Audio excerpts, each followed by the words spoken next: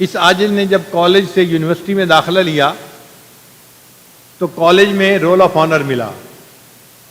Role of honour کا مراد کہ میں نے کالج میں جتنی کلاسیں تھیں سب میں سب سے زیادہ نمبر حاصل کیے تھے، آرٹس والوں سے بھی زیادہ اور سائنس والوں سے بھی زیادہ۔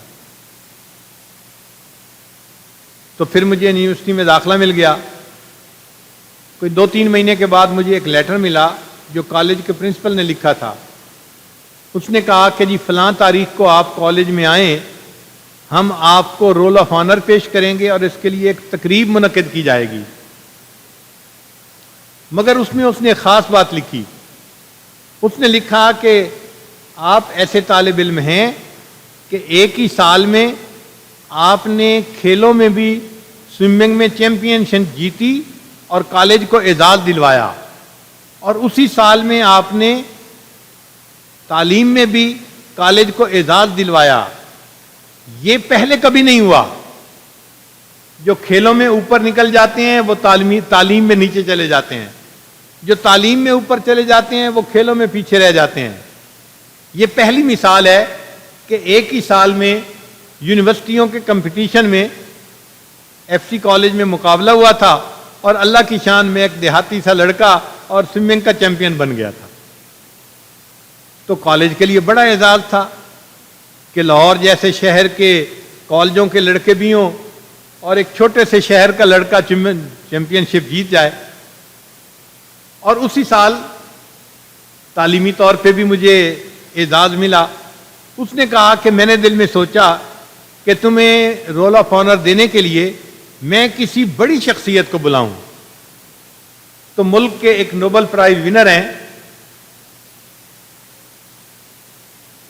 عقیدے کے اعتبار سے تو وہ قادیانی ہیں، لیکن پاکستانی ہونے کے ناطے بہرحال نوبل پرائز ونر تو ہیں۔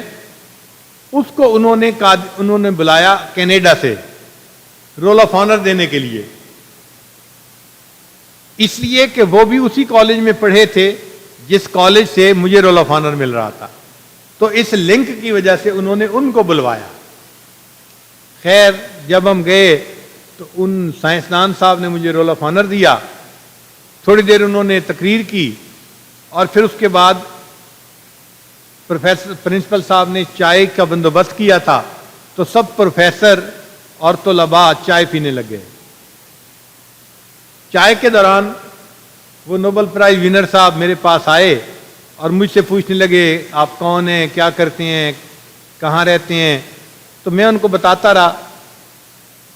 اس دوران 3-4 پروفیسر بھی قریب آ گئے۔ تو ہمارے کیمسٹری کے پروفیسر تھے، وہ اس سے پوچھنے لگے کہ آپ نے نوبل پرائز کیسے ون کیا، آپ نے نوبل پرائز کیسے ون کیا۔ ان کا کہ میں محنتی بہت زیادہ ہوں۔ ان کا ہمیں تو لگتا ہے کہ آپ ذہین بہت زیادہ ہیں، آپ کا آئی کیو لیول بہت زیادہ ہے جس وجہ سے آپ نے نوبل پرائز ون کیا۔ اس نے کہا نہیں، میں ایوریج آئی کیو کا مالک ہوں، میں محنتی بہت زیادہ ہوں۔ تو پروفیسر صاحب کہنے لگے کہ سائنس کے تو سارے اسٹوڈنٹ محنتی ہوتے ہیں، دن رات کتاب کے اوپر جو ہے وہ پڑھے ہوتے ہیں اور پڑھ رہے ہوتے ہیں۔ اس نے کہا نہیں، جتنا محنتی میں ہوں اتنا محنتی اور کوئی نہیں۔ تو یہ بات عجیب سی تھی۔ تو پروفیسر صاحب نے کہا کہ جی آپ کیسے محنتی زیادہ ہیں۔ اس نے کہا کہ ایک فزکس کی کتاب تھی، میں نے اسے ایک دفعہ پڑھا، وہ مجھے سمجھ نہیں آئی۔ میں نے اسے دوسری دفعہ پڑھا، نہیں سمجھ آئی۔ میں نے تیسری دفعہ پڑھا۔ کہنے لگا آپ سوچ سکتی ہیں کہ میں نے اس کتاب کو اول سے لے کے آخر تک 63 مرتبہ پڑھا، وہ مجھے زبانی یاد ہو گئی۔ تو جب اس نے یہ بات بتائی تو سن کے ہم بھی حیران ہوئے کہ واقعی جو بندہ ایک کتاب کو 63 مرتبہ پڑھتا ہے وہ نوبل پرائز ونر بننے کا حق رکھتا ہے۔ آج ہے کوئی طالب علم جو کہے کہ جی میں نے اپنے کورس کو 10 مرتبہ پڑھا ہے۔ ایک دفعہ کورس پڑھ لے تو استاد پہ احسان، اور کوئی 2 دفعہ کورس پڑھ لے تو ماں باپ پر بھی احسان کہ جی میں نے تو 2 دفعہ کورس دہرا لیا۔ ہمارا تو یہ حال ہے، اور کئی تو ایک دفعہ بھی کورس نہیں پڑھتے پورے سال میں۔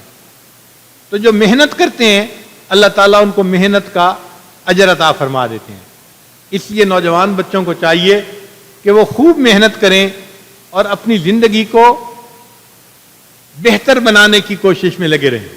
من طلب فقد وجدہ، جس نے محنت کی طلب کیا، من جدہ فقد وجدہ، جس نے محنت کی اس نے اپنے مقصد کو پا لیا. اللہ نے انسان کو یہ صفت دی ہے، جب یہ محنت کرتا ہے نا تو اللہ اس کو اس کا نتیجہ عطا فرما دیتے ہیں. دیکھیں انسان نے لوہے پر محنت کی ہے اور آج لوہا ہمیں ہوا کے اندر اڑتا ہوا نظر آ رہا ہے. ہوائی جہاز کے اندر کئی 100 ٹن کے حساب سے وزن ہوتا ہے اور لوہا اس کو لے کے اڑ رہا ہوتا ہے. اے انسان، اگر تو لوہے پہ محنت کرتا ہے اور لوہے کو پرواز نصیب ہوتی ہے، تو اپنے آپ پر محنت کرے گا، کیا اللہ تجھے روحانی پرواز نہیں عطا کریں گے؟